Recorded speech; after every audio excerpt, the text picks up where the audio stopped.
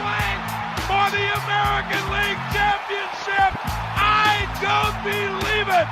It just continues. High fly ball into right field. She is gone. Oh, drives one. Right field. Did he do it? He did. Are you kidding me? Let's go.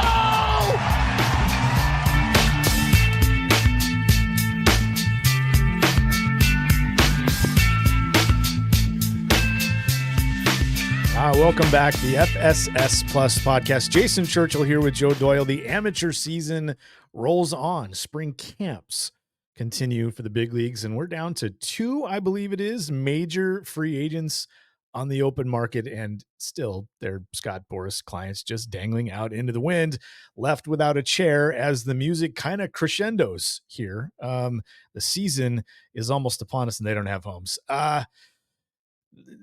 This whole baseball thing, Joe, like we talked about this a couple of weeks ago, there is a time that we're getting really close to right now where, and I think I mentioned it last week at the top, where everything is moving at the same time. And if you include spring training for the big leagues, that's right now. High schools, there's a lot of high school ball underway. All levels of college baseball have been underway for, at least 3 weeks. Minor leagues and major leagues kicking up though in a couple of weeks. And it's funny. I feel this, I go day to day. And I don't know if you think like this too, but I know you watch the same types of things that I do. I have this this anxiety where I wake up and go, did I miss something? I don't feel that way during the off season when somebody could have signed or there could have been a big trade, but I'm starting to wake up already thinking, did I miss something? Did Dylan Cruz go 4 for 4 with 2 homers? Did Felning Celestin debut? I'm starting to feel that way earlier than ever. Usually I get to like a couple of days before Major League Opening Day or something like that. I'm already starting to feel that anxiety. Do you think that way? Does that kind of thing start happening? You get going on your daily stuff. You're writing a story. And you're like, minor league games are on. What am I doing? And freaking out. Do you do that? I mean, kind of. I think I do feel that a little bit, but then they announced the Breakthrough Series this past, what is it? It's Thursday now. They announced the Breakthrough Series this morning, and suddenly it's like, okay, whatever I missed, I'm gonna get it all in one helping. It's all gonna hit our television screens in a 48-hour period. So, let's talk about that for a second. Though. You like that idea? Yeah, hell yeah, I like that idea. Here's what I don't really like. In general, I like the idea. Here's what I don't really like. It is one game. It's one game, right? It's not like the Padres are playing 4 prospect breakthrough games or even 2. It's just one 9-inning game, right? There are 24 players on those rosters. All 24 of those players are interesting to say the least. A ton of top prospects. The elite guys, they're all taking part in that. We're going to see like 1-2 at bats at most. As soon as that dawned on me, Joe, I've been like, I don't know. I'm going to limit my excitement on the prospect, but we're headed in the right direction. Get this stuff out there. Allow people to see these kids play on television. That part I absolutely do love. Before we get going here, is there a prospect, a pro prospect that you haven't seen much of, or maybe even haven't seen at all since college or since high school that you're most looking forward to watching in those prospect breakthrough games? Just somebody out there. I'm just throwing at this to you. Like I didn't tell you we were going to talk about this. Yeah. I mean, listen, I've been reading about it all morning. I think I'm like a lot of people in the baseball industry. They've been piqued by it. The guy that stands out for me, and I understand that there's a bias because I'm in Seattle, but I've seen enough film behind the scenes. People have not seen Felning Celestin. They haven't seen them. They haven't seen him on their television screens. And I think when folks finally get a chance to see how physical he is, how smooth he is at the shortstop position, how he looks among his peers, among these top prospects, even if it's 2 at bats, it kind of puts him on a stage that he's yet to have the chance to be on. So that's the guy that I circle. That's the guy that I'm looking forward to stacking up against his peers. And I think it's going to be a good opportunity for him. He was in the same signing class as Ethan Salas with the Padres, who obviously got to Double-A at age 9 last year. It feels like it. Like the guy just kept. I mean, he didn't exactly rake in Double-A, but the fact that they felt comfortable sending him there for a short period of time was pretty remarkable, and he did rake everywhere else. But Celestin, while there might have been a clear number 1 in that class with Salas over Celestin, maybe. it wasn't like at the time, at least, there wasn't an enormous gap between those two. Like Celestin, very, very highly regarded, right? Listen, Salas got 5 million. Celestin got 4.7 million, if Mhm. I'm not mistaken. If I'm trying to rack my brain, 4.7 million is the behind Salas. If my memory serves me right, it's the second or third biggest signing bonus for any one player.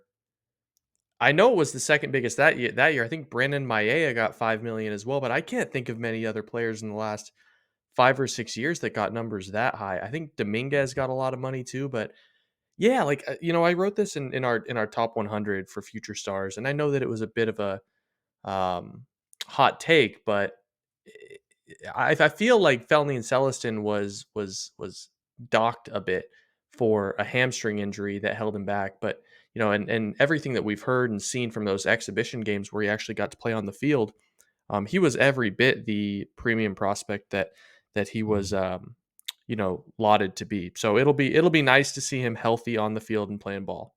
18 years old, I believe. Yeah. And we heard Jerry DePoto on Mariners affiliate recently talk about how they were just going to let his talent dictate where he starts his career and where he goes, and how, which is a really cool thing to hear, and tells you they have a lot of confidence in his maturity and his current ability to perform on the field, which is a lot of fun. So yeah, that's good stuff. So lots to get to today. We're going to preview the NL Central, 3 matchups, but the prep draft class, Joe, is always, I'm not sure what word to use. Maybe you have a word that we can use here, but let me explain it to you in 940 words instead of one.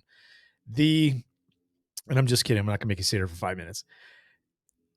It seems to me that the prep class always is at least recently, is the pop, is the late entry to the top 10, is the late entry into the number one conversation, is the late entry into the first round. It seems like and this part I understand. We know more about these college players. Not that their draft stock can't change too, but sometimes these prep players move several rounds from the start of their seasons, their senior years, until leading up to the draft. And that just got me like, we didn't plan on talking about this originally, but I threw this by you and you were open to it. I'm curious, Joe, the 2024 prep class.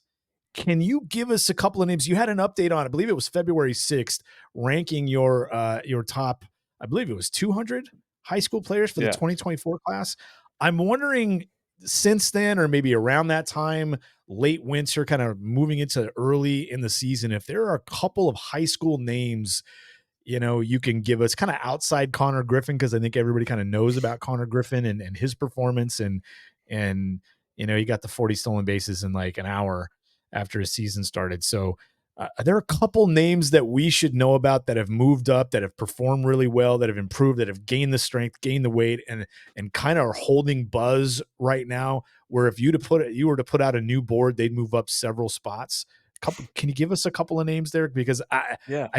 I think this is going to impact how I see the draft, moving forward, because those kids always happen. Was it Blake Mitchell was in early last year, but then, Noble Meyer, like, where was he going to go? And then you get those Right. kids Seattle took at the end, ended up being first round. And I don't know that any of those 3 were first round talents to start the year. So give us a couple here, direct me somewhere to keep an eye on, and tell me why I should be watching these kids. Yeah, so we're about a week and a half out from the next board update. It'll probably just be just an update, a 200 high school, a 200 college. Man, I've been on the phone all week, trying to figure out who's kind of blowing up, who's popping all over the country. The guy that is going from end of the first round to maybe top 10 right now is left-handed pitcher Cam Caminiti. And if that name sounds familiar, he's the cousin of Ken Caminiti, former Padre. Where did Mhm. Caminiti play? Where else did he Yeah, play? San Padres Diego. where he Where made his else? name. Yeah, yep. Yeah, I most of can't his remember most of where his he money is. in. I think he might have played in Boston, although I could be wrong on that. Anyways, so yeah, Ken Caminiti's cousin, which is, I know, strange to hear, but they are cousins. He has been, so one piece of this is he classified up from 2025, so he's going to Uh, be barely 18 years old in this draft, and he's left-handed. It's I say this with certainty. It's the best operation in the class. It's better than Chase Burns. It's better than Hagen Smith. It's the most advanced starting pitcher operation already in the class. But the biggest development has been, I saw him throw 5 innings across 3 different outings last summer, and he was 91 to 93 basically everywhere, grabbing 94. He's been up to 98 in the 4th inning this spring. Okay. Yeah, he's like 95 to Important distinction 96. there, important distinction there, by the way. You Yeah. said in the 4th inning. That means he's 50, 60, 70 pitches into the game. It's not like the first 10 fastballs. Yeah, I mean, last night he had a pitch count of 65 pitches. He threw 5 1/3. No, you know what? I think he threw 6 full innings yesterday, Wednesday, the 6th of Mhm. March. He struck out the first 16 batters of the game. He he hit 98 3 times, including the 3rd inning. He hit 96 in the 5th. He's always had the full menu of pitches: curveball, slider, changeup. And while he doesn't necessarily spin the ball at an elite level, he has tremendous feel for shape. So yeah, I mean, like, talk about it, talk through it. Like, 18 years old, barely 18 years old, holding 96 through the 5th inning, through 60 pitches, 4 pitches, feel for the strike zone, bloodlines, starting pitcher delivery. Like, it's everything that you're looking for. And if you thought Frank Mazzucato in, what was that, 2021 at Mhm. pick number 7 was a, was high for a left-handed high school pitcher, wouldn't surprise me if Caminiti went in the 5, 2, 3, 4, 5, 6, 7 range. Wow, 6'2", 205, LSU commit, but probably gets, bought out of that commitment, it sounds like. I would think So you so. mentioned Yeah. you had him at 19 in February, which is pretty high. Um, you mentioned in your report um, that there are some that see him as a legitimate two-way guy, but then you also say he's just too good on the mound for that not to be kind of the dictating element here. Is there any layer of two-way player there in Cam Caminiti at this point? There is at LSU. If he goes to LSU, I think Jay Johnson would give him a chance, a real chance to hit. But once he goes into pro ball, if someone's paying you $7 million to be a left-handed pitcher that throws 98, I don't see him hitting at all as a pro. So we'll see what happens. Listen, last summer I watched him hit a whole bunch. Um, he was overmatched. He wasn't prepared for it, but also he was playing, a grade up, and everyone was a year or a year and a half more physically developed than he was, and he trains to pitch. He doesn't train to hit as much. So I think he could be a good hitter, but he's just so good on the Mhm. mound that I don't even think it's a conversation in the pros. Right. Yep. Makes sense. Interesting. Interesting little tidbit about LSU too. If he gets there, maybe he will be allowed to hit. That would be fun. Who else you got? Cam Caminiti, left-hander. That's Yeah, a Saguaro High School in Arizona, right? Saguaro. That's right. Yeah, Yep. Saguaro High Cool. School. All right. Who else you got? The rest of the conversation always this time of year always revolves around the high school shortstop, and there's 4 of them right now that I continue to hear slammed up boards as either first round picks or competitive balance A picks. The first one is Bryce Rayner, who I've been in love with that kid since I saw him last year. He's 6'4", 205 pounds, Texas commit. It's and when I stress this, I'm not exaggerating. It is every bit a 7 arm strength. It is incredible arm strength. Um, Really good actions on the dirt. He's a bit bigger, so it's never going to be like the flashiest guy. But I mean, if you could imagine Corey Seager with a double plus arm, like, I think Mhm. that's what it could end up looking like, or it could just end up at third base. But anyways, he had a really difficult time last summer hitting. I mean, he just didn't hit. He swung through a lot of fastballs. He was passive at the plate. I was publicly critical of it. I was like, man, when is Mhm. this guy going to go up there with a killer instinct? The killer instinct apparently is here this spring. He's seeing good competition in Southern California, which I think is an important distinction. And as of 6 weeks ago, it was okay. Here's Bryce Rayner. He's a right-handed pitcher, up to 97 with like a sweeping breaking ball. To, all right, here's Bryce Rayner as a 6'4" shortstop with serious tools all over the place, and he's Mhm. 97 on the mound if it doesn't work. He's gonna get a huge bump up in my next board. He was 27 5 weeks ago. He's gonna cut that in half. Wow. So firmly a first round grade, really firmly a first round grade. That's a Harvard Westlake left-handed bat too. I love that. I Yeah. love the left-handed hitting middle infielder or third baseman even. It's a really good opportunity to balance your lineup with someone that you're normally not. Normally, traditionally, classically, it's your first baseman and your outfielders that bat left-handed. So you can get a switcher, you can get a left-handed bat, especially one with power. Um, Yeah. I love that kind of a profile. So Bryce Rayner, 27, he's going to get a bump. Cam Caminiti was originally 19. You feel like he's going to get a bump and has a chance to go, it sounds like, in the top 10. Anyone else stick out in the prep class early on here?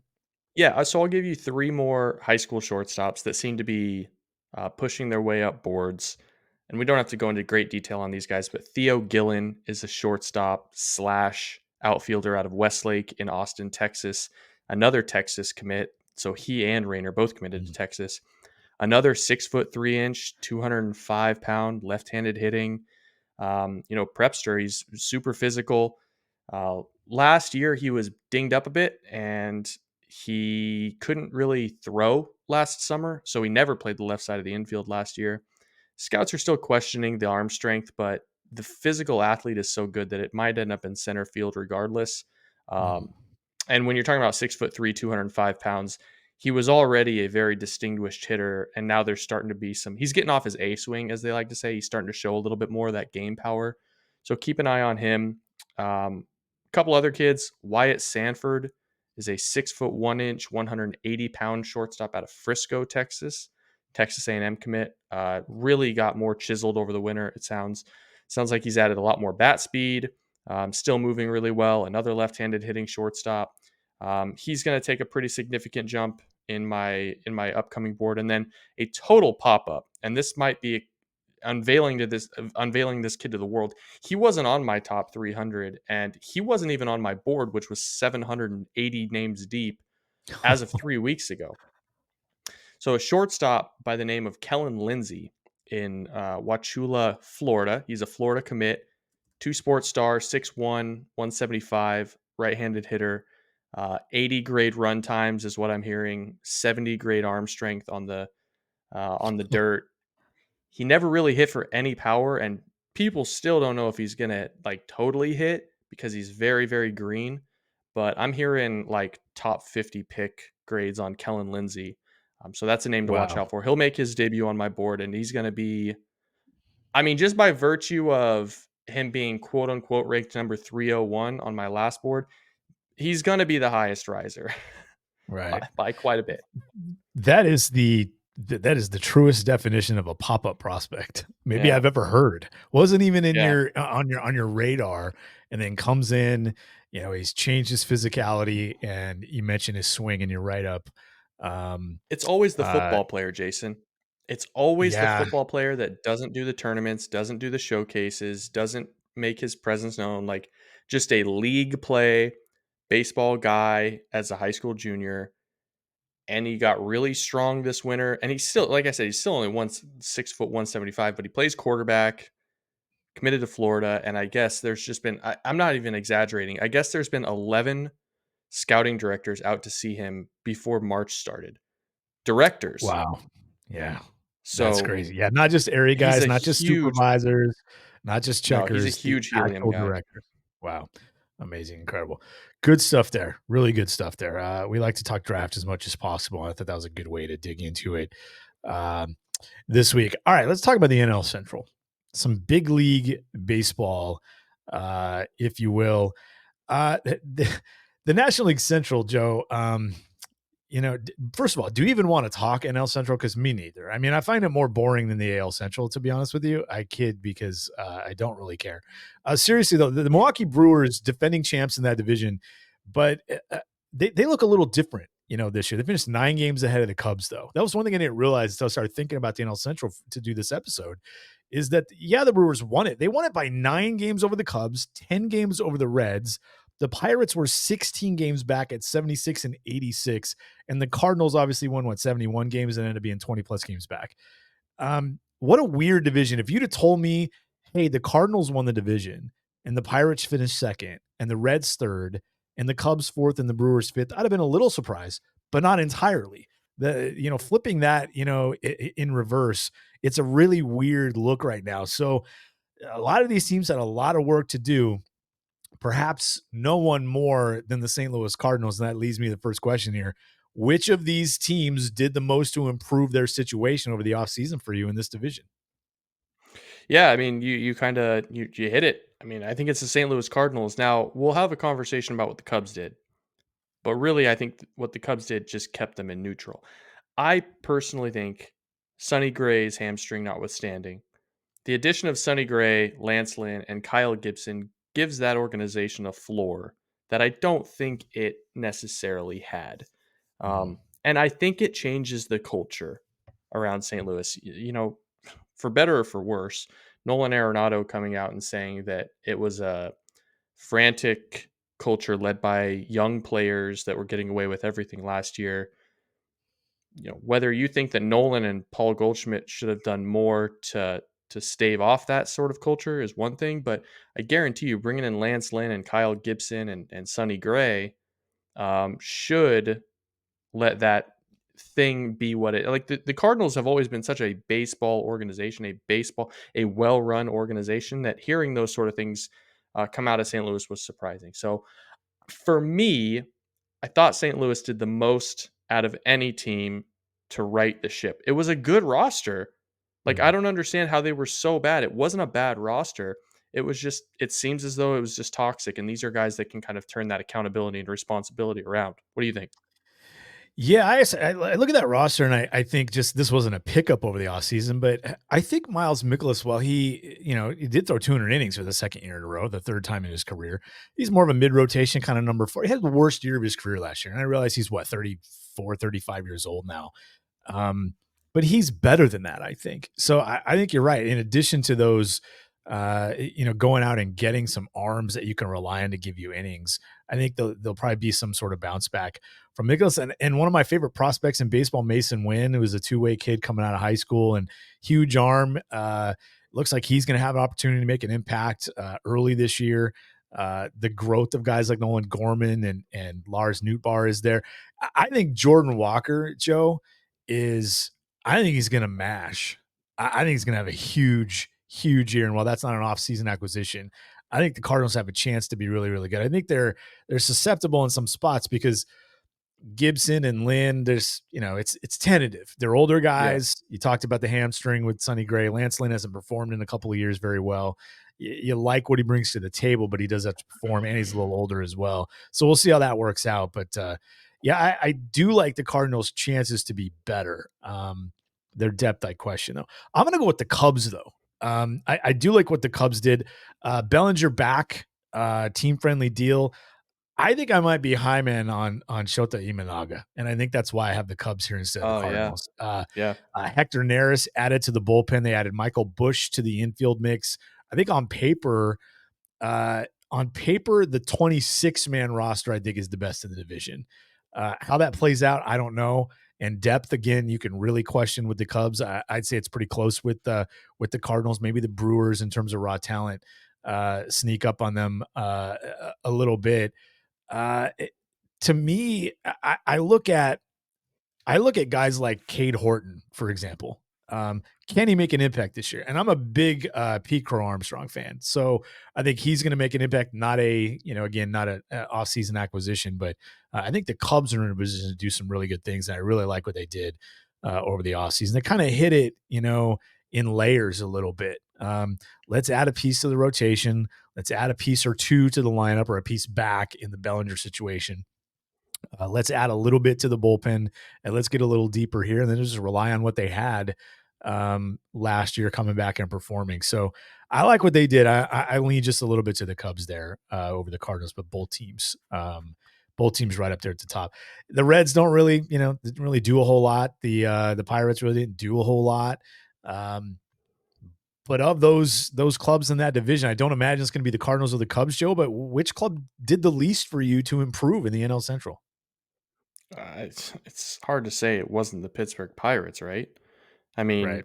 like how excited can you get about Rowdy Tellez and Billy McKinney? And I think they brought like Yeah. Marco Gonzalez is like great, like he's a steady five.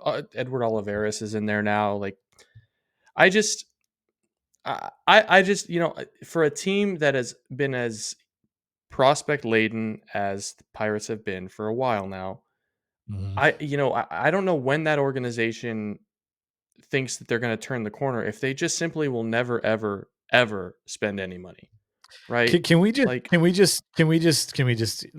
they don't. They don't. yeah, They don't it's expect to turn frustrating. that corner. That's the thing. We talked about this a couple of weeks ago with Jim Duquette. Major League Baseball owners can just lose 80 to 100 games a year and still make money.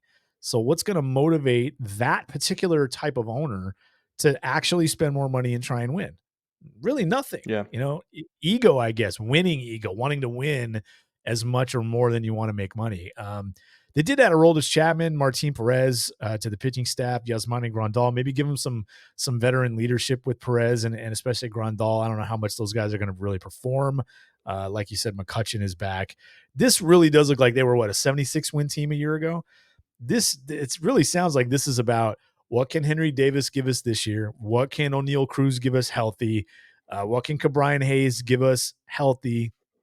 And what can Paul Skeens give us once we call him up after we manipulate his service time? Like that sounds like that's what the Pirates' plan is, for I want to 2024. talk about that a little bit. I think Mhm. in my opinion, the Paul Skeens manipulation thing is overblown. Personally, I mean, he's got 6 innings of minor Mhm. league baseball under his belt, and I'm not saying Mhm. he's not one of the Pittsburgh Pirates' top 5 arms right now. He Mhm. is, but I think there's a huge difference between a team being bad and not having better options and a player being ready. Because I've seen that a lot on the internet where it's like, oh, Paul Skeens should be, their number 4 starter, their number 3 starter. He's the bet. He gives them the best chance to win. Well, I don't think that's necessarily false, but what I think is more true is they don't have any good options in the first place. So, Mhm. why not give Paul Skeens? I mean, now if they hold him through the middle of August to give them a shot at the prospect promotion incentive in 2025, then we're having a different conversation.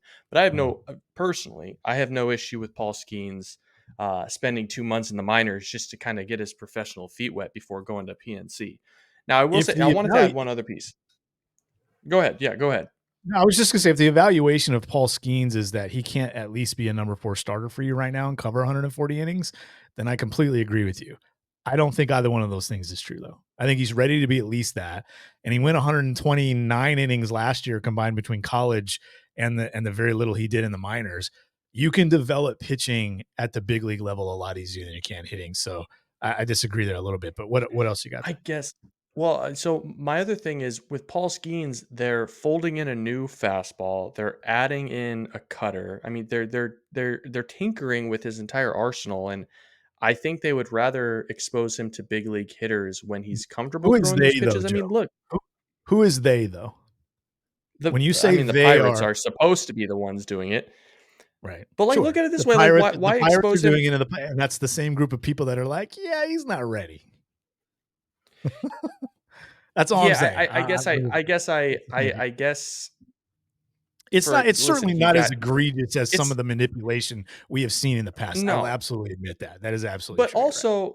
also Paul Skeens hasn't exactly shut the door every time he's pitched. I mean, he got roughed up a little bit by Tampa Bay. He got roughed up last year in an inning of work against I don't even remember who. He gave up like 4 runs in one inning. Um, so it's like 2/3 of the outings, 2/3 of the innings that he's pitched have been rocky at best. I mean, I just I would rather he get comfortable in professional baseball before, and I'm a huge subscriber to the idea of pitchers only have so many good bullets and don't waste them in double A. Mhm. But also, like, the guy hasn't even opened the gun out of the box. Like, the ammo is still Yeah. in the Yeah, ceramic. that So, for me, that you're right. That for me, that's not really a factor here. I can't worry. He's fair, what, fair. 22 years old too. I can't Yeah. like I hate thinking like this in one way, but if I'm a club, I also think if I think I'm gonna have an issue with workload or something developing 7 or 8 years into a player's career, why am I the team that drafted him? Why do I care about that? Not that I want to completely ignore a player's long-term future, because I don't want to do that. I want to care about the player's career.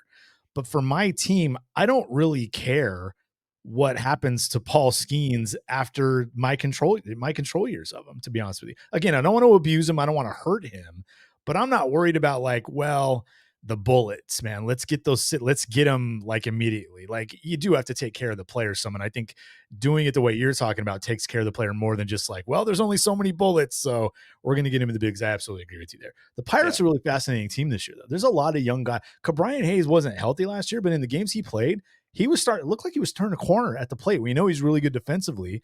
O'Neal Cruz, I'm not as high on as some other people, but you see the potential explosion. You see value there. You see upgrade over what they had last year. I see that. Mm-hmm. What can Henry Davis give them? I think that's a pretty big question. And then once Skeens does get to the big leagues, whenever that is, what can he give them? The Pirates might be the team in this division with the most upside, Joe. Is Jack Sawinski in the top 10 for most underrated players in the whole sport? Yeah, although I imagine that crowd loves Sawinski more than anyone else because it's really hot in Pittsburgh in the summer. And as Yeah. much as he swings and misses, he's keeping the crowd cool. Well, so my point is like there's a whole bunch of fanfare for Nolan Gorman, but there's like none for Jack Sawinski. And they are almost the same player, and I would argue Sawinski's a better runner. a better runner. Just a better Um, athlete. Like he can do a little bit more on the sure. field than Nolan Gorman can. Yeah, I think that's So probably true. Yeah, I think that's yeah. probably true. And they're So roughly the same age, right? Like 24 or Gorman's 25. got to be 24. Yeah, Sawinski's Yeah. probably 25. Swinsky's going to be 26, but not till late July. So yeah. Yeah, and he I was pretty think good that last year. Hits 26 home runs. They're basically the same guy. Yeah.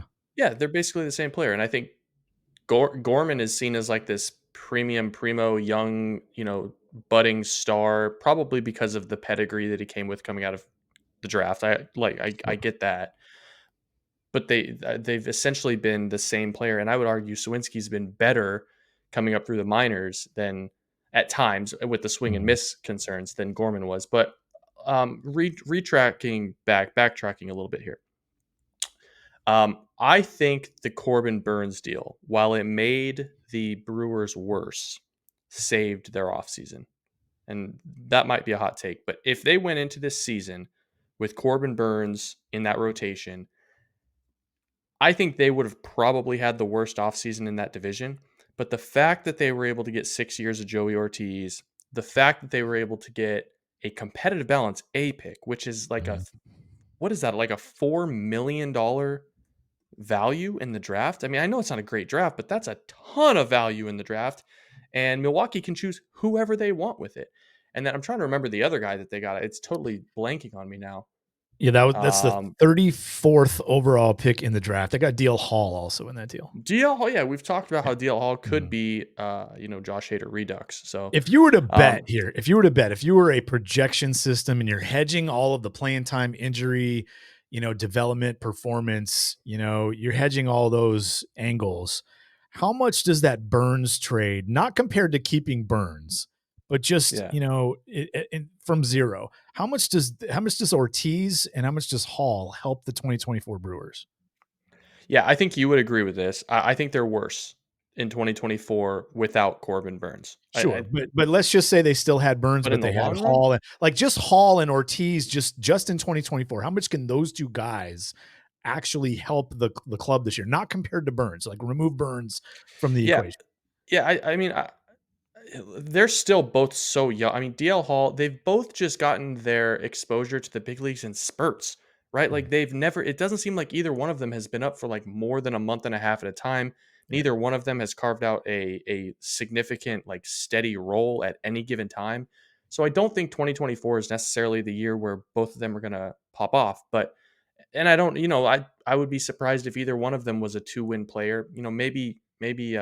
Maybe Ortiz can carve out a 2-win year, but I do think in 25 and 26, having those players in your organization rather than having Corbin Burns is just going to improve the health and competitive window of what the Milwaukee Brewers want to be, which is a conversation for another time. But as far as their process goes, it was a very good move. Yeah, while the Pirates did less to add to their organization. I mean, at least the Brewers brought in Reese Hoskins to try to stay as Yeah, relevant as possible and even improve their first base situation. Certainly, Jackson Churio, I mean, I'm not comping the two players, but he has a chance to have the kind of rookie impact that Julio Rodriguez did could a be. couple of years ago, with speed and with power at the plate and all that. So at least the Brewers have some of that, going on. Willie Adames certainly looking for a bounce back year before he hits free agency. We'll see if Christian Yelich can repeat. Yeah, I was just disappointed. Like, I wasn't surprised, but still disappointed every time the Pirates don't do something Me too, man. relatively significant. Because even the Reds took some pitching shots. It wasn't even about spending a bunch of money, but taking a shot at Frankie Montas for the year. I mean, they added Jamer Candelario to the lineup, even though you look at that roster and you're like, they did not need third base, first base guys. They wanted some veterans in there to kind of mix in with everyone else. And it seems like the Pirates really needed to do that in their pitching staff and really did. The Brewers, though, yeah, it does look like they're gonna, if they don't struggle on the mound relative to the rest of that division, I'm going to be surprised. And I'll Me give them big too. I kudos for mean, doing how much luck? I mean, it's not really luck when you know how to develop pitching, but how much magic can you actually keep by moving so much talent? And Woodruff, good by them. I think they brought back Woodruff on a 2-year deal. that. Yeah. Awesome. Maybe he Mhm. comes back in 25, but it's a shoulder. So Who your knows? guess is as Yeah. good as mine if that's But I do actually going like to that they happen. took the shot with a guy they like. Me too. Yeah. Me Yeah. too. Yeah. And you know what? On the note of the Pirates, I think as a baseball fan, it's frustrating because it's a top 5 ballpark. It's one of the best fan bases. It's an excellent brand, and it's such a storied franchise. Like, that Pittsburgh market is yearning for a good baseball team, and with all the resources and facilities and everything they have for fans, it's just it sucks that they don't pour more resources into that big league Mhm. product. Yeah. Because considering their budgetary restraints, the front office is doing a pretty good job. They Yeah. really are doing a pretty good job with a lot of discipline too, which is not the easiest thing in the world to do. Because as much as we like to sit back and play armchair GM, Yeah. it's hard when you get GMs that are baseball fans that like love what they do. It's hard for them to stay disciplined. And we've seen GMs in the past, not so much recently. We've seen GMs in the past kind of treat it like a toy a little bit and make trades and have fun with it. And that you try to stay professional, but it's like, I have the power to go trade for this guy that might hit 30 home runs. How the hell do I make this happen? Like, call someone, make it happen. You get it. You're like a little kid. It's baseball, for crying out loud. Yep. All right. So Cubs, Cardinals, yay. Pirates, Brewers, not so much in terms of improving over the offseason.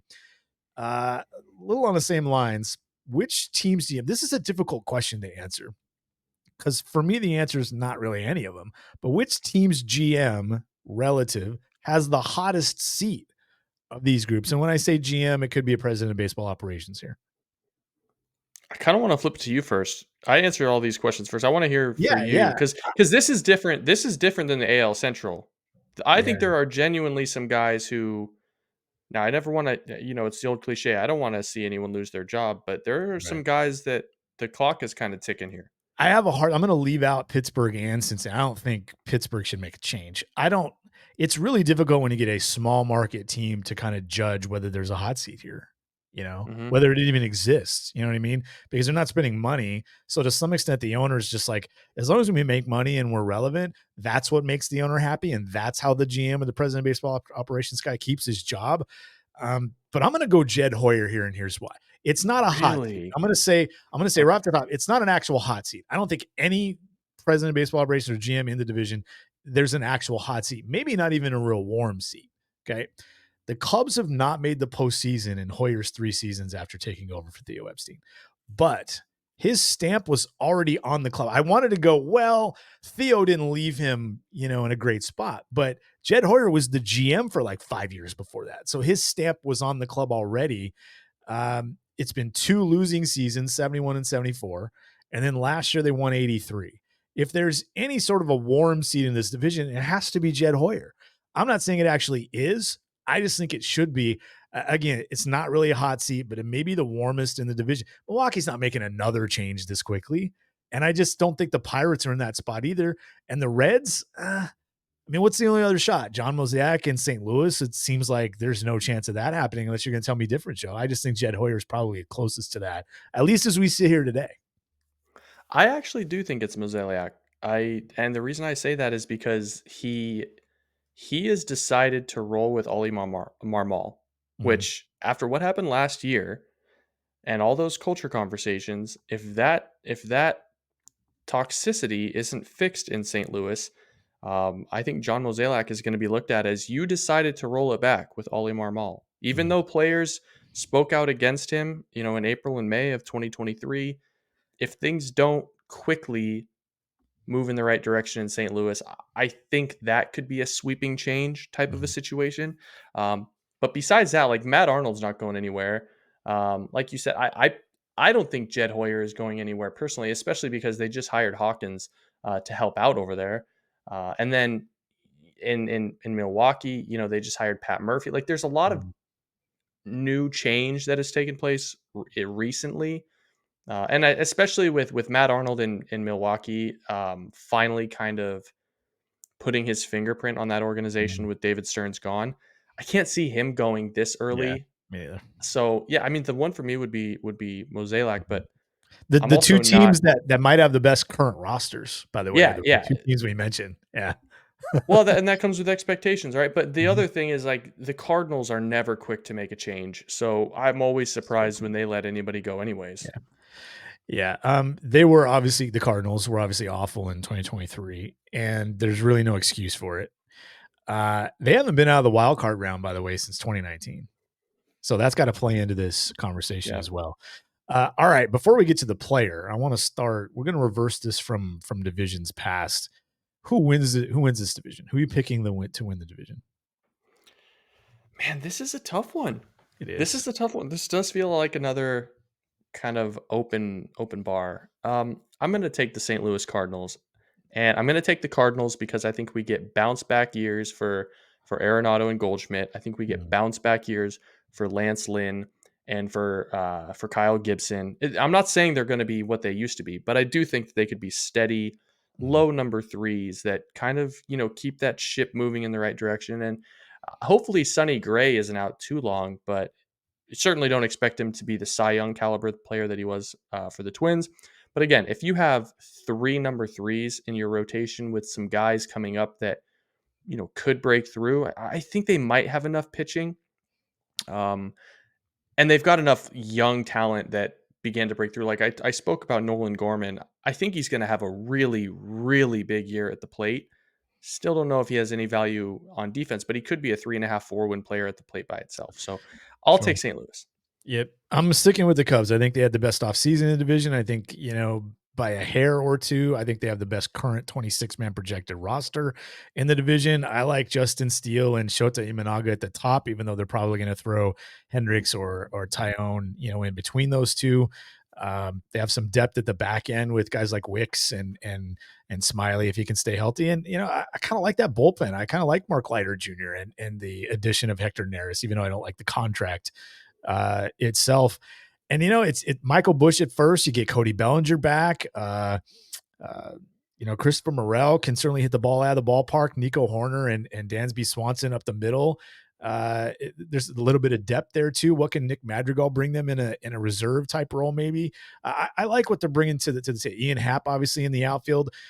Can Canario, one of their top prospects, can he bring a little something to the table too? And Pete Crow Armstrong, I mentioned, I like Seiya Suzuki's another one who had a pretty good year last year. That can build on that a little bit. There's probably still a little bit more for him to go get. I like the Cubs, but I do worry about the Cubs' depth.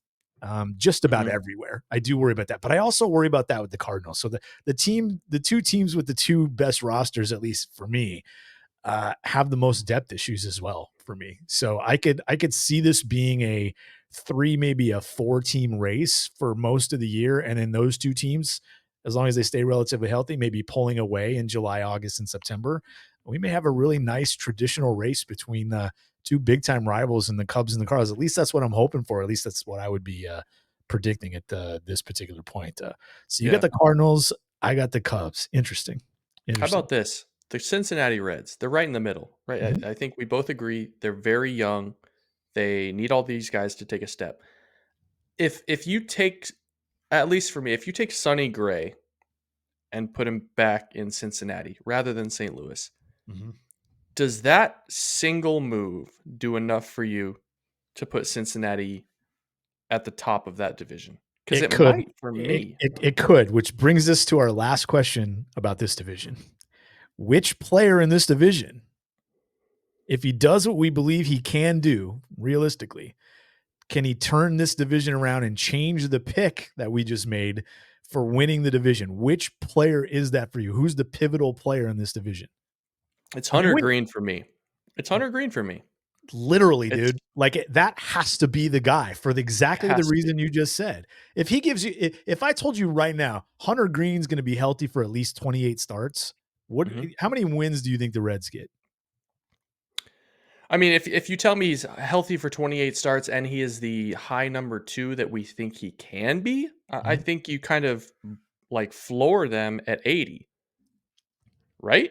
Yep. So that's a wild card contending team. It's a 500 team with a year of Hunter Green at his best. Well, I mean, they were that last year, though. Right, but last year was so much. This is nothing against Cincinnati. Mhm. Last year felt like so much magic in a bottle with all of those young guys coming up and all of them hitting, all of them. Matt Mhm. McLean, Ellie De La Cruz, Spencer Steer, Encarnacion Strand, like all of them came up and all of them hit. And I think you, as a baseball realist, you have to expect that at least a couple of those guys are going to regress into a sophomore slump. And they're going to have to rely a little bit more on Connor Phillips, on Hunter Green, on some of these arms to do a little bit more of the lifting. But if they can get some steady performances in that rotation and take a little pressure off that lineup, I think they're a 500 team. And if for some reason the bats that we saw come alive in 2023 are for real, and you see guys like Noelvi Marte take a step, I think this is a team that could win 87 or 88 games. Mhm. I don't think it's out of the question they win the division if you get that out of Green. I, Yeah. I, I don't know that I would bet big money on it, but I don't think it's out of the question. Like I said, the Cardinals look like maybe they're going to have depth problems. The Cubs look like maybe they're going to have depth problems. If those two things happen and we get the 28 starts at 100 Green or 30 or 32, 28 was just kind of a arbitrary number to some extent. He made 22 a year ago. But in his last 6 starts last year, because he missed 2 months with the hip thing, he posted a 44-9 strikeout to walk ratio in 32 innings in his last 6 starts. Had 152 punch outs, 112 innings for the year. He's 24 years old. A healthy Green might be like a legit, I'm not going to call him like a league wide ace, but he might be a legitimate number one starter for a team trying to push for playoffs. But I just like, they need that out of their rotation. That's the first thing I thought of when you said Sonny Gray. If he's still in Cincinnati, what does that do? Because, I'm not sure what you're going to get out of Nick Lodolo. Right. Graham Ashcraft. We talked about Montas, the injury, Andrew Abbott, Williamson, Phillips, guys like that. One or two of those guys probably end up in the bullpen. But I think there's enough there are enough arms in that bullpen too to support a league average rotation and an above average job. I still look at that offense and I go, is anything that any of these guys did truly, unrepeatable? Like maybe a little bit. Okay, maybe a little bit. But you don't expect 5 of those guys to fall off by 50%. Like that would be a little No. much. And I think that's why they went out and got a guy that they think may be a more steady performer to take a little risk out of there in Candelario.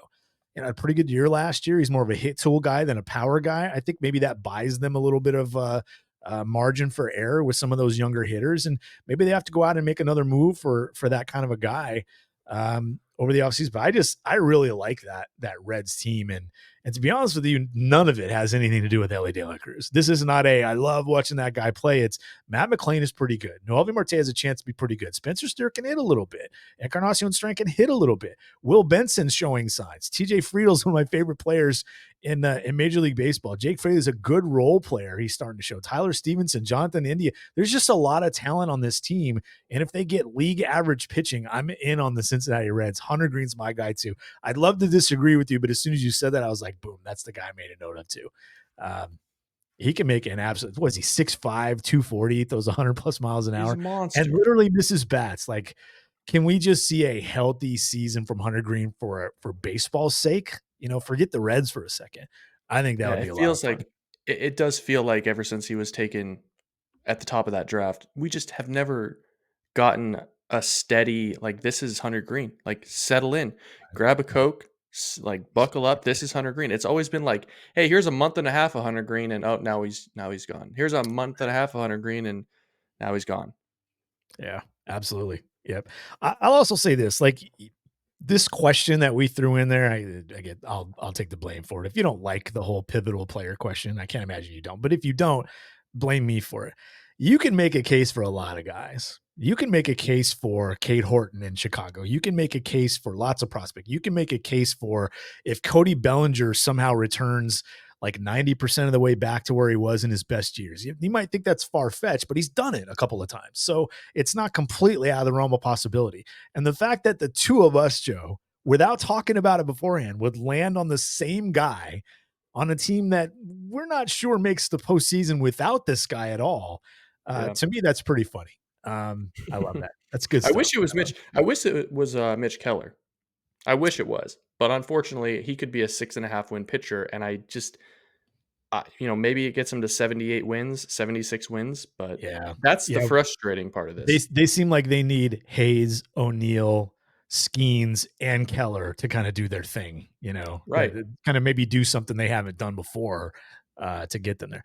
I'm not sure. Like, man, I wish the Brewers had any semblance of starting pitching. I do, I know. because at that point, there's a couple of guys on that roster that could make it. Willie Adames coming back and having one of his better years could He go a doesn't long move way the for needle, that. but he That doesn't move the needle. He doesn't. Well, I mean, what moves the needle in Milwaukee with that pitching staff, though? You know what he moves? He moves a package of prospects to Milwaukee in July. I don't know why that hasn't happened yet. The fact that they're waiting till the deadline is weird to me. I think you got to get, because they're just good. If you ask me, there's just good chance he continues to be kind of sort of mediocre offensively, and you get nothing for him at the deadline. I would Yeah. not do that if I was a Milwaukee Brewer. I just start over now. Hey, by the way, what do you think of Sal Frelick playing different positions in spring training? I was screaming for it in the draft. I was hoping that he would go somewhere that would give him reps at second base, because I saw him take reps at second base before games for Boston College, and it was pretty damn good. I don't think he's going to be an exceptional second baseman, but I think he's very, very, or he was very passable at the position with his frantic stutter steps. Mhm. Listen, I mean, if you're a guy like Sal Frelick, who is not going to be a lineup staple, he's not going to be a guy that's going to post massive slugging percentages. You got to have some sort of versatility, and I think being able to play second base is only going to keep him in that lineup night in and night out. Yeah, I was trying to look up what he played on Thursday, but it looks like he got the day off Thursday and didn't play it. I was just trying to see how frequently he was playing the infield at all, because I saw he got some time at third base. I was like, South Frelick at third base? What I are we don't know about doing that. here?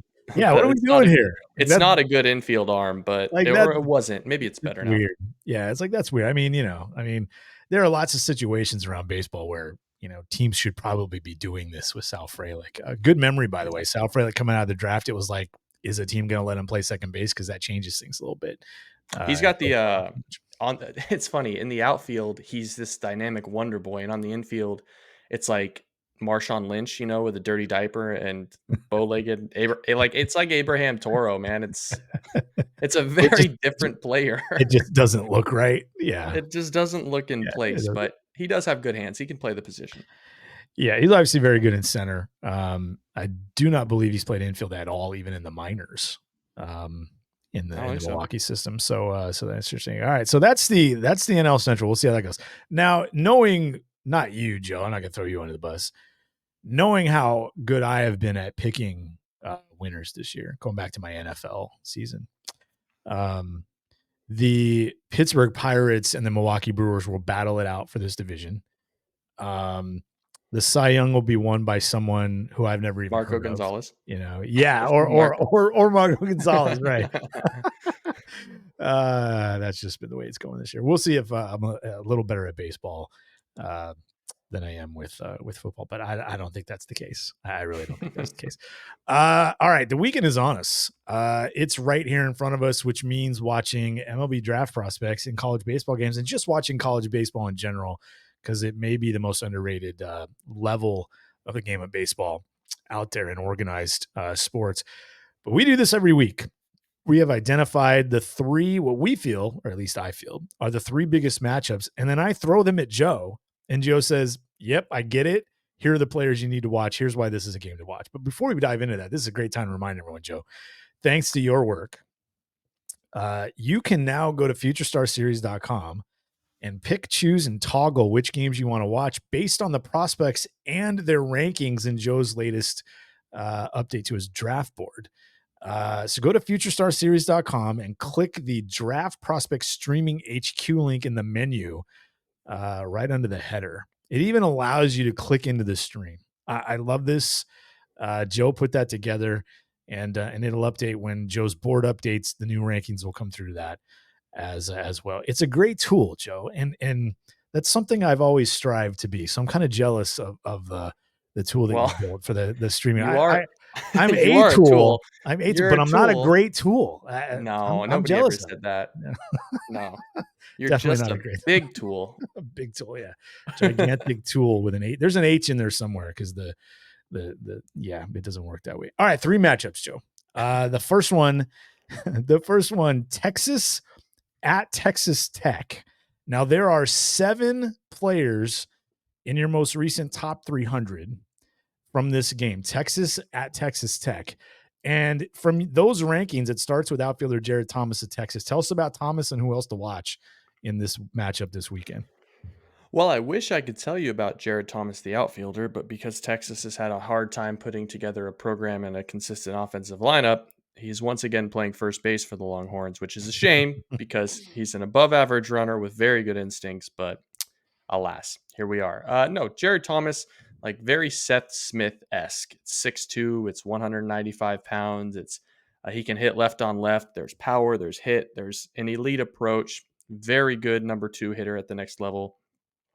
He's a solid player. Like, he's not flashy, but I think he's probably a 3rd round pick would be my guess. I think the guy that you're wanting to watch, there's 2 guys that I'm wanting to watch with that Texas program. One is LeBaron Johnson Jr., who was draft eligible last year. He's draft eligible again. 6'6", 218 pounds.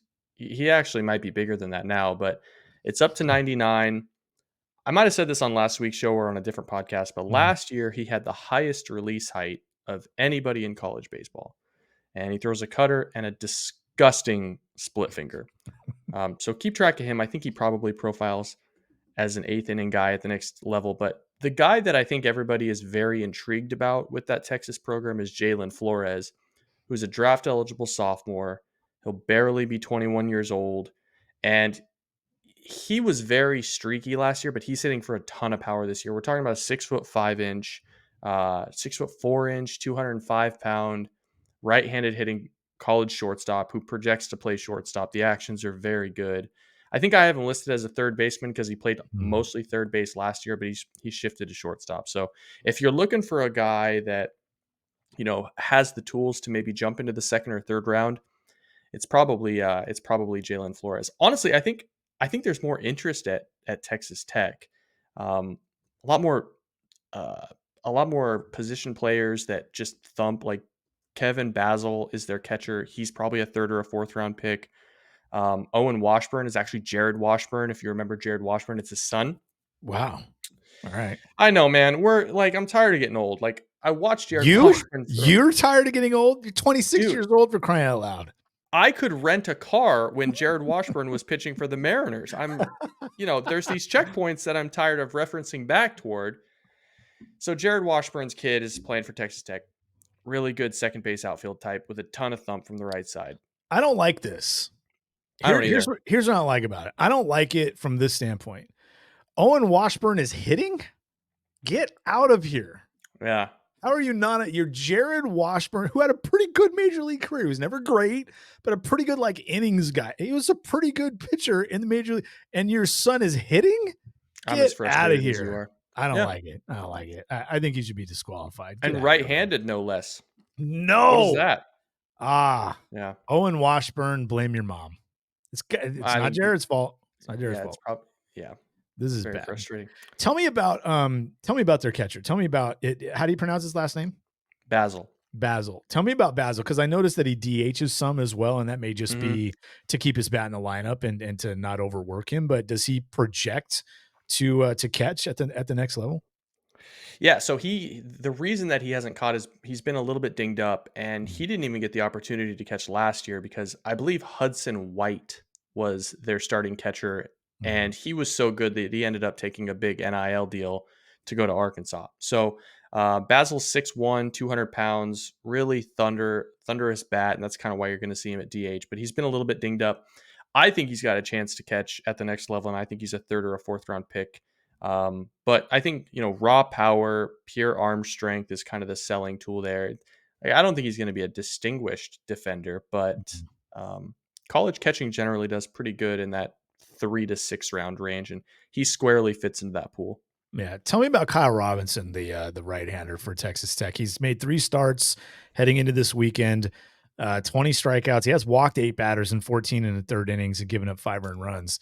Yeah. Couple of home runs, but it sounds like, there's either it's good stuff, but maybe not a complete arsenal, or he just doesn't command things well just yet. But a big kid, like 6'6" and 220, right? Yeah, he's huge, and it's a fastball that's been up to 97 this year. Good shape. It's a bat missing fastball, and if I'm not mistaken, Robinson's going to be like 20 years old and 10 months, or 20 years old and 11 months.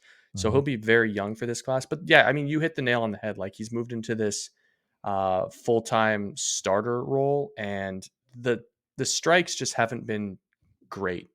Like, I think he has second round stuff, and he's certainly got a second round like frame, Mhm. but he probably looks more like a fourth or a fifth round pick, just judging him by what we're seeing so far.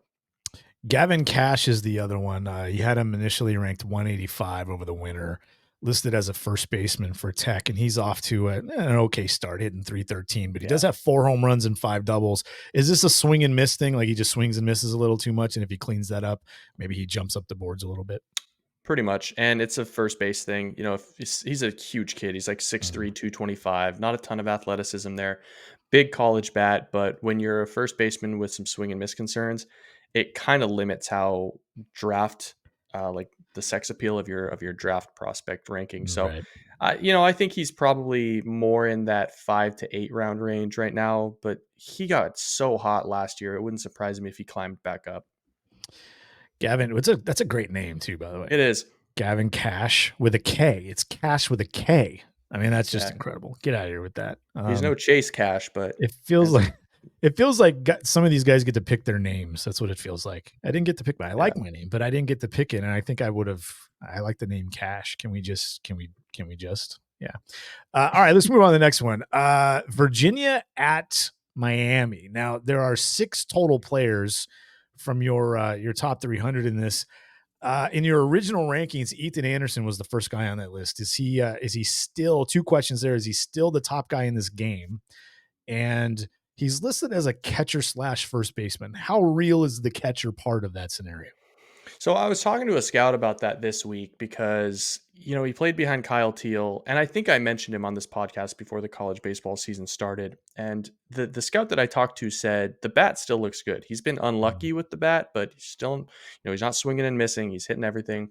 But they had a keen observation. They said, he looks tired. He looks like catching 9 innings kind of exhausts him a little bit, and it takes a toll on his offensive profile, Mhm. which you won't hear that from anybody but a scout. That's the sort of thing that I really like talking to folks in the industry. Mhm. It's like only a weathered, proven scout is going to see, hey, like his energy levels are just so much lower when he's having to catch innings. So I think that's naturally dinged his profile a little bit. He's not going to be quite as high as he was on my Mhm. original board. He hasn't fallen far, but he's still, for me at least, at this early stage, the top prospect in this game.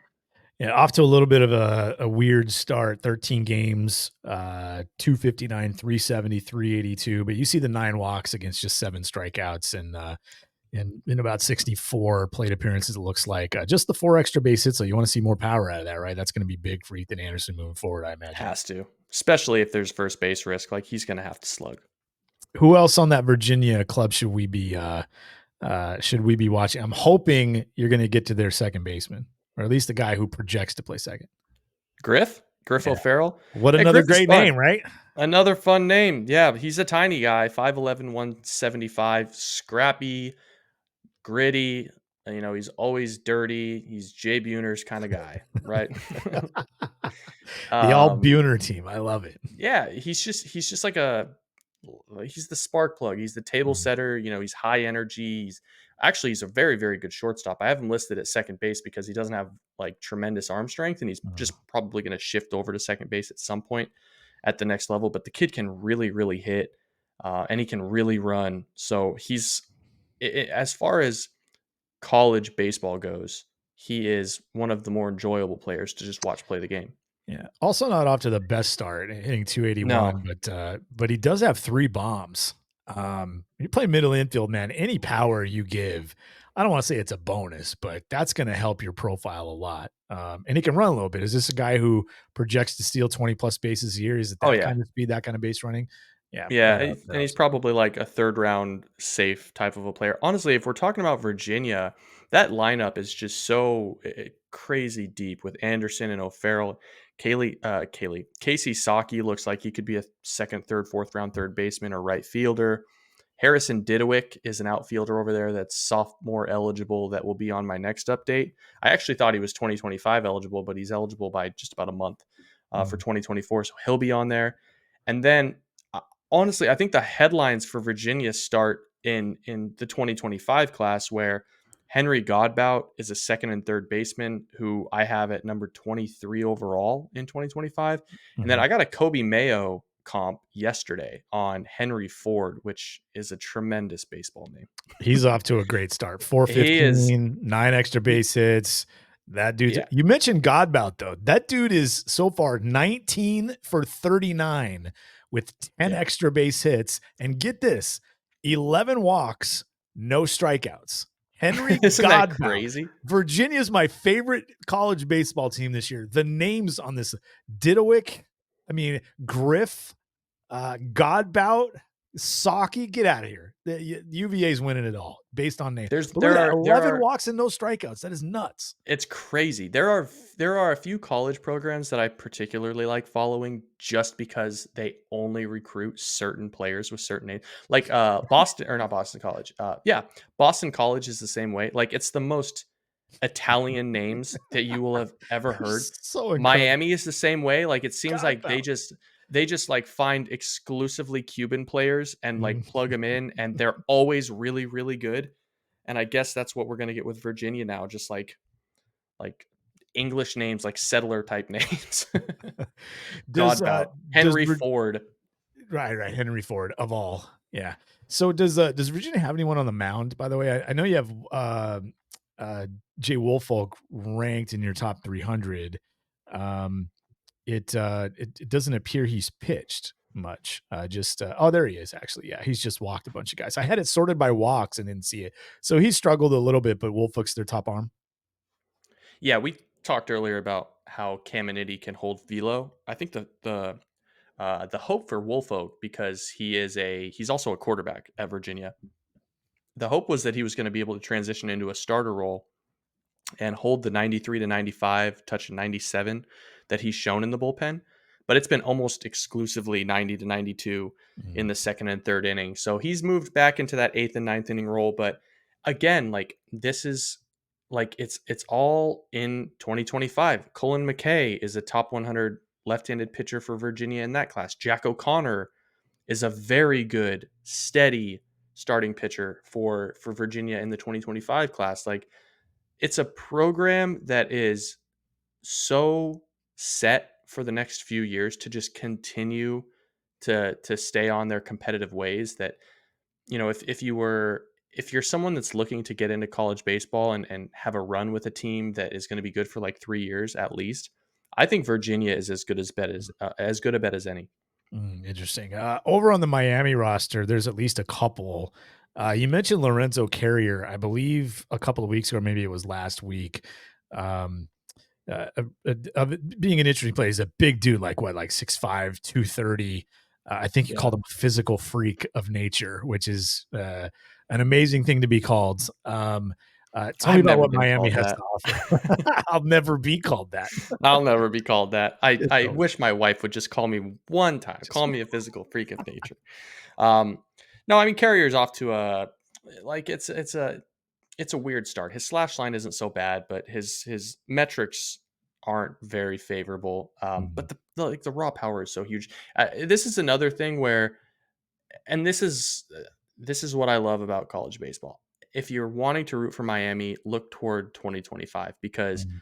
they've got at least three bats that I think could go in the top two rounds. Jason Torres over there is a 6'1" 230-pound third baseman Mhm. that I think it was either 7 or 8 home runs already. He's Maybe got I'm a little, seven homers and 4 doubles. He's and they've slugging been going over to the opposite 1,000. field. Yeah. Yeah, it's been going to the opposite field. Like, just don't. If you're looking at these, if you're looking at these draft boards, like go all the way to 2026 and look at guys that you can be excited about for 3 years that you can really Mhm. like attach your fandom to, because I think that's what makes college. That's what Yeah. makes college athletics great. I thought it was funny. One of the area scouts that used to cover the Atlantic is down in Florida now, and I was like, "Oh, have you seen Miami?" And he was like, "Yeah, yeah, I've seen Miami a bunch." And I said, "What do you think of Miami?" And he goes, "That is the most unathletic lineup I have ever seen in my entire Yeah, life."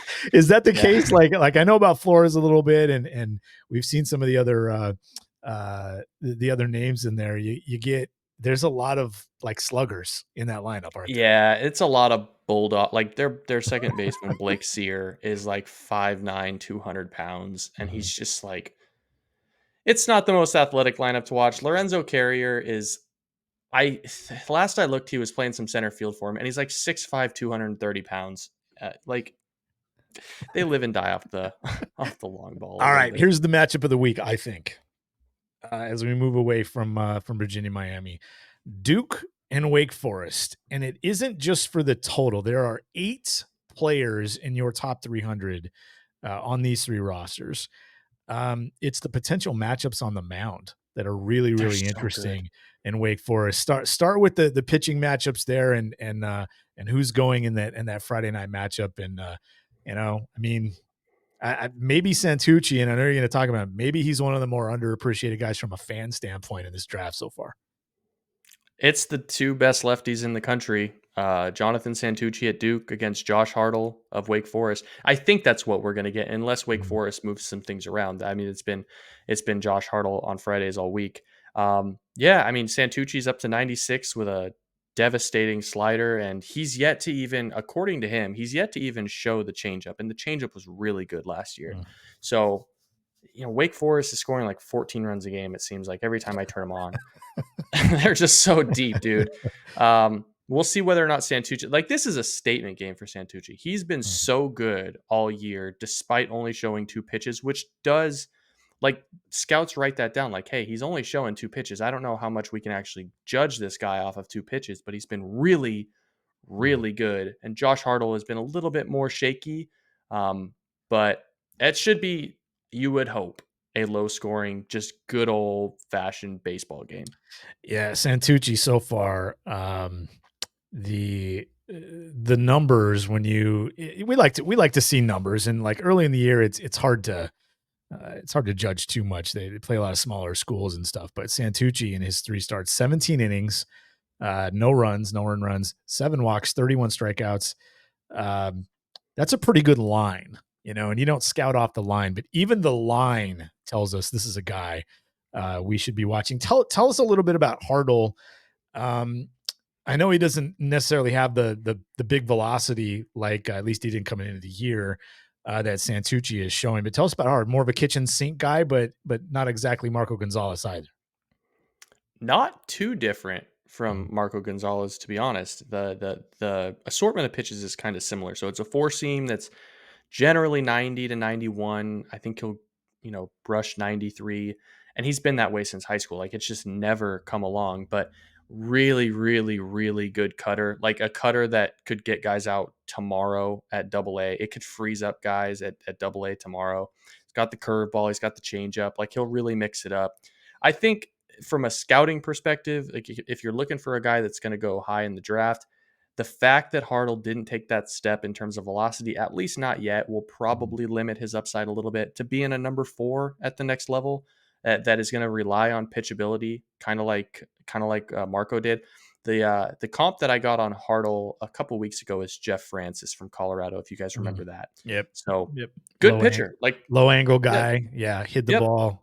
Yep. He'll pitch for 10 to 12 years, be a really solid number 4, but he'll just never, he'll never reach high peaks. Right. So there are 2 other arms on the Duke roster. One of them you had at 57. Tell us about those 2 arms. Another one's the other one's another lefty. So Duke throwing the lefties out there, man. So tell us about the other 2 arms on the Duke staff that are interesting. Yep, you'll see Andrew Healy on Saturday against Chase Burns, which is really unfortunate for Andrew Healy. But Healy's interesting from like a metric perspective. He's a lefty. He's 6'6", 190 pounds. And he just kind of looks like it, right? His fastball's been up to 93. It's got the changeup. It's got the big curveball. Like he's one of those tunneling, he's not Clayton Kershaw, but he pitches in the same way that Clayton Kershaw tries to pitch.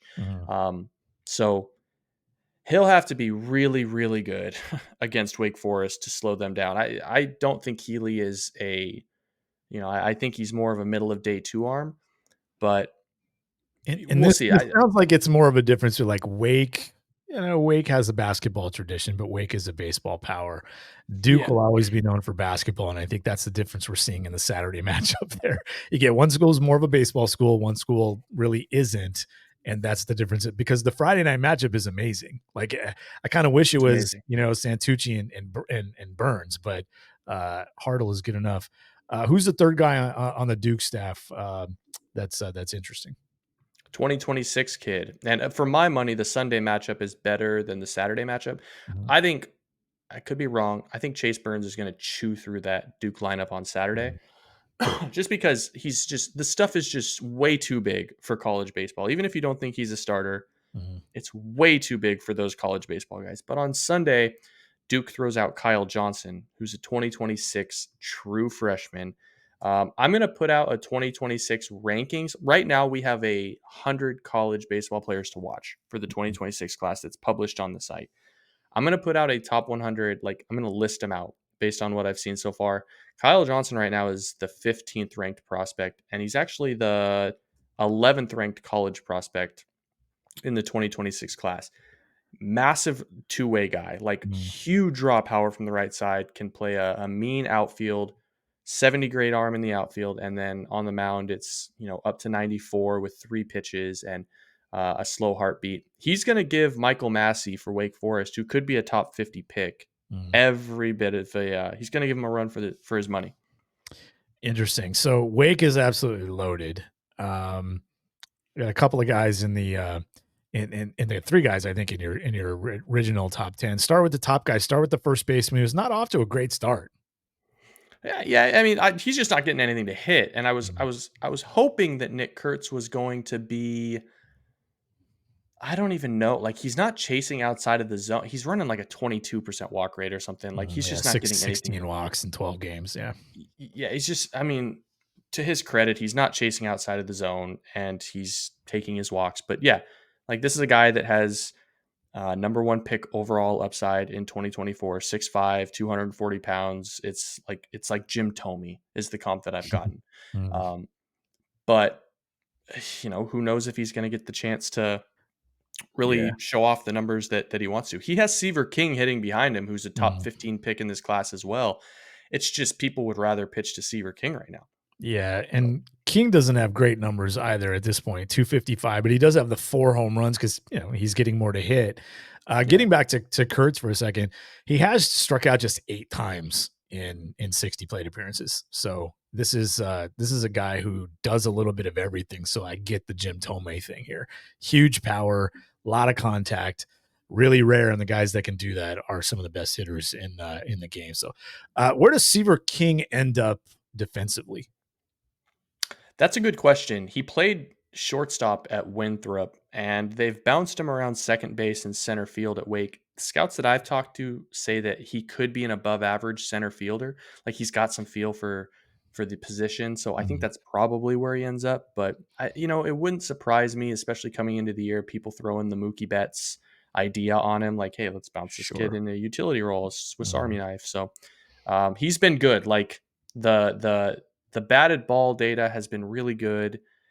The thing for me with Seaver King was going to be like, hey, you're moving to the ACC. Are you going to expand the zone like you did? I don't even remember the conference that he was in with Mhm. whatever that was, Winthrop. And he's not. He's not chasing, which I think is a good sign. So he should. I think his numbers are going to tick up in here in ACC play. It's not like Wake Forest is struggling. Sure. These two guys aren't even hitting yet, and they're not struggling. Yeah, they got guys on their team like Adam Teller's hitting 400 with 5 homers and Love 11 Tiller. total extra base. Let's see, who else did I see that Tate Bystero has 5 homers or not 5 homers, but he has 7 doubles. He's hitting 344 despite the fact that he has 15 strikeouts. That on base percentage is through the roof over 500 because he's also been hit 5 times. Yeah. Hey, Like, yeah. really quickly, that Adam Tellier kid, I at first I'd heard of Adam Tellier was last year going into the draft, and it was Mhm. like, this is a fourth year kid who has some draft interest. Throw him into your like 450 range because I think someone picks him up. But he was committed to Wake as a grad transfer. I started watching these Wake games and I started watching Tellier hit. Like that kid has some of the fat. I shouldn't say kid. He's going to be 24 for the draft, which Mhm. someone's going to give him 50 grand. Right. That kid has very, very fast hands at the plate. And I think he could be one of those guys that's drafted in like the 7th, 8th, or maybe not the 9th round, but 7th or 8th round and takes like $175,000 pay cut to go Mhm. on day 2. Because I think he can really play. He can really run and he can pick it at third base. So if you're looking for, let's look at this in July. Let's go back and look at this in July. He's going to be one of those guys where it's like, okay, he's 24. He was a priority grad transfer day 2 pick, but he could move fast because I think the game will translate. Before we finish up here, Chase Burns, you mentioned the strikes and maybe it ends up being a reliever. What are you in particular looking for in a? I don't want to limit it to like walk percentages, walk totals, and things like that. But in terms of role, when it comes down to the day, I mean, we're 25. I mean, that's the thing. It's early, but for starting pitchers, we're like 25% into the season for these guys. Yeah. They only start once a week, so they got like 8 or 9, maybe 10 starts left in their college careers leading up to the draft. So like what is it that we're looking for from Chase Burns? How long does he have to do X? Like in terms of throwing strikes, commanding the fastball and things of that nature. And is there something else other than the strike thing, the command and the control issues that scouts are going to need to see to be convinced that he is a starter at the next level so they'll take him in the top 5 Yeah, I ish? think it's if you watch Paul Skeens pitch Mhm, from 2023, what you'll notice is the catcher sets the glove and Paul Skeens throws it in that quadrant. mhm, I think the thing that in talking with scouts and having watched a little bit myself, and I'll take the first start away a little bit because it was so good. mhm, But if you take the last 2 starts with Chase Burns, while he absolutely dominated twice, you'll see that his misses are sometimes, you know, 18 inches away from the mitt right. or 12 inches away from the mitt. He'll miss glove side, he'll miss arm side, he'll spike the curveball, he'll leave the curveball down the middle. So when I said earlier in this podcast that Chase Burns is his stuff is just simply too good for the college game. Mhm, I mean it. It's like it's it's above average control and it's maybe, if I'm being generous, fringy command, mhm, which can be exposed a little bit in the pro game. The walk rate can balloon a little bit because guys see elite stuff night in and night out.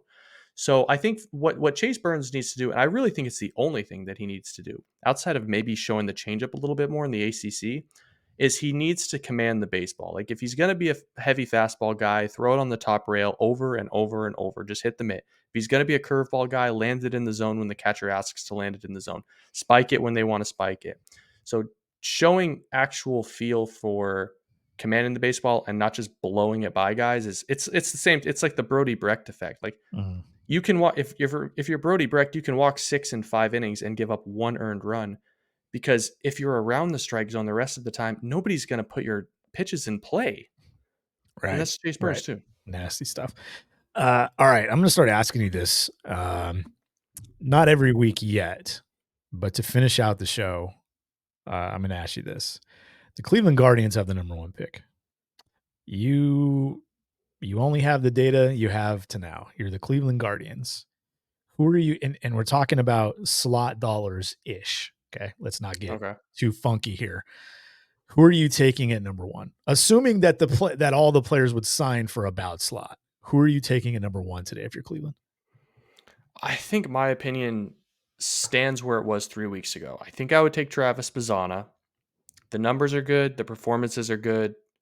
He's left-handed. He kind of plays up the middle if you consider second base a really dynamic position, even though he's just average there. But more than anything, I think you're getting a pro's pro with Travis Bazzana, someone that stands up for the organization, provides a ton of value, leads men. And while I'm sure that guys like, Weatherholt and Condon and Griffin also would do that, Travis Bazzana is on my Mount Rushmore of guys that just blew me away in an interview. So he would still be my pick. That's not to say, all that being said, that doesn't mean that he can't fall out of that space if someone outperforms him like a Charlie Condon. But with everything that we have right now through 3 weeks, I still think Travis Bazzana is maybe not the sexiest pick, but he's going to be a really good big leaguer. That's the guy you feel most comfortable with. Do you also feel like as much data or as little data information intel that you have inside what Cleveland might want to do you think that's who Cleveland would take if the draft were tomorrow? I think so. The only other guy for me that is in that conversation right now is Charlie Condon, just because Charlie Condon has been the best player on the planet. His body looks great. He looks great at third base. There's a little bit of a nitpick at the top, just because some of his numbers are skewed a little bit by hitting cookies, like hitting hanging breakers. Sure. But I think there's some real credit to the Chris Bryant comps that you hear on Charlie Condon. But I want to see him do it in the SEC. Sure. Like he wasn't unbelievable in the SEC last year. He's been unbelievable in the first 3 weeks. Travis Bazzana has been doing this since he was 16 years old in the West Coast League. Right. There's a power difference there, right? Like Bazzana's a little bit more give you up the middle. Maybe it's more hit based, but there's power. And Condon is, I don't want to say he's not hitting, but it's a little bit more power based, right? I would say Condon probably has 70 grade raw power. And I don't care if Travis Bazzana hits 25 home runs this year. I'm not convinced that it's anything more than above average power. I think Bazzana is probably like a 285 hitter who hits 23 to 26 homers at the next level, which is good. I mean, that's a 4-win second baseman. Yeah. And if you get 30 F-WAR out of a player in their control years, that is you got a great number 1 pick. Yeah, that's an enormous victory. Enormous. Georgia, by the way, before we get out of here, they kick off their SEC schedule next week. They are in Lexington against Kentucky, and then they go Alabama, and then they go Tennessee, and then they go Mississippi State. So we're really going to see Condon challenged the way you want to see him challenged here in the next month or so. So we'll certainly revisit that. Joe, appreciate it. We'll do this again next week when we I'm kind of stuck on this college baseball thing. We'll probably do a little more college baseball next week and the week after than we even did today. But I love doing this 3 matchup thing. Really appreciate it. Good stuff on the MLB draft. We will talk next week. What conference are we doing next week? We're doing the AL West next week. We're doing that's called a division. Okay. Which country are we talking about? We're talking about Hawaii. Yeah, we're going to do the American League West next week. And then the NL East will be 2 weeks from now. And then we'll be sure we'll have a thing or two to talk about with the AL West. A thing or two. Well, it's the last 2 World Series champs in that division. Right? How about the AL West kind of dominating the last 6 or 8 years or so? I mean, it's really just been 2 teams, but hey, I'm shrugging my shoulders at this point. So cool. We'll talk next week, man. All right, man. This has been the FSS Plus podcast. So just chill till the next episode.